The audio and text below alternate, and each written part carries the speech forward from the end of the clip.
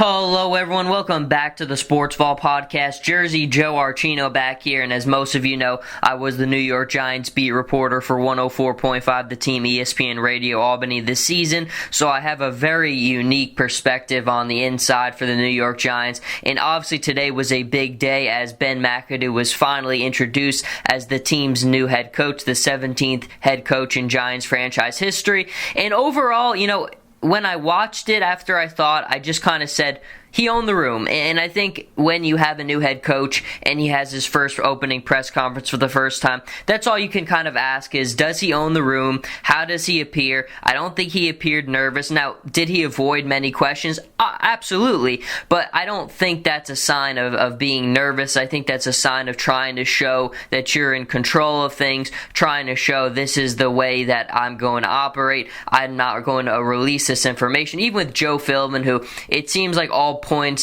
everything is pointed in the direction that he's going to come on as this team's offensive coordinator. Even something like that he wouldn't really address. So I think he owned the room clearly. He clearly set his goals. He talked about the thing what I really liked was he talked about the things that are important to him as a football coach, which you would understand, but it all ties back to Tom Coughlin, I think, because one word that I heard in there that I circled with my pen and wrote down on my pad when I heard it was integrity, doing things the right way.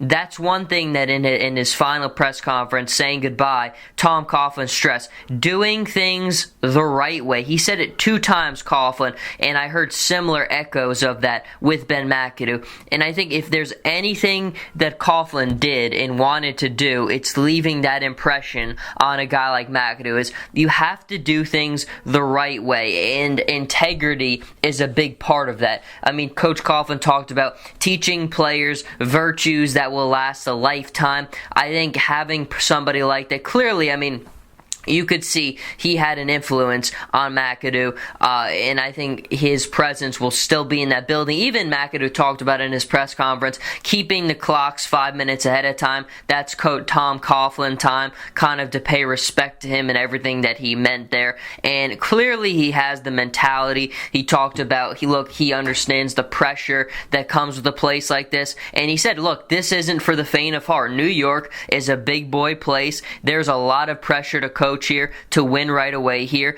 but I'm not of the faint of heart, and I'm ready to accept that challenge. And that's really all you could ask for. I think everything you kind of would have wanted to come out of this came out of this. He was strong voiced. He had a strong message in that room. I don't think he ever backed down or ever showed weakness. He owned the room, and at the end of the day, if I want my head coach, that's all that I can ask for him from his opener is, did you own the room? Did you show confidence? Did you impose the message that you wanted to? I think you can check off every single one of those things. And look, it is going to be a difficult process. This is a football team that has a lot of holes, contrary to what Jerry Reese might believe. This is not a great roster, especially defensively. They lack playmakers in major areas on the defensive side of the ball. I think offensively, they're in a much better position, but even then, you still have some free agency decisions you have to make.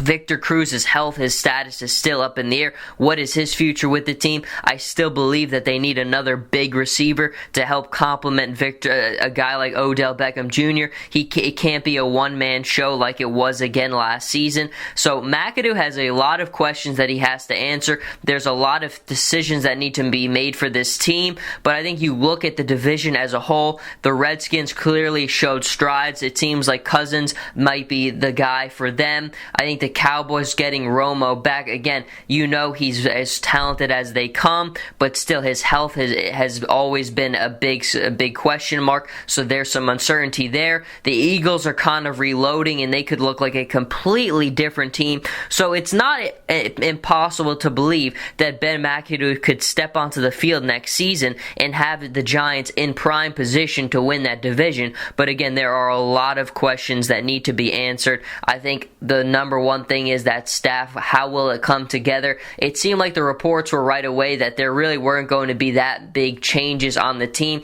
McAdoo would not address that at the moment, but I do think there will be certain changes on his staff. Again, this is his job. His job is to coach the team, to assemble his staff, and he seems like a very strong-willed guy. I know that from an offensive standpoint, I'm still not worried. It's a difficult jump to make going from coordinator to head coach, but sometimes the guy who's just been the quiet grinder his whole career is the guy that I like to get the job done, and I think that's exactly what McAdoo has been throughout his career. He's been around a lot of smart people. He's a smart person, and look, at the end of the day, if you give me smart, you give me a guy who owns the room, I think they will figure it out, and I do have a lot of confidence in McAdoo that he will figure it out. But there are still a lot of things that need to come together. Clearly, his staff this process has just kind of started, but we got the first taste and the first words of Ben McAdoo as head coach of the New York Giants, and clearly he has a plan. And I think if anything, he paid a lot of respect, and at the end of the day, he owned the room, and that's all you can ask. But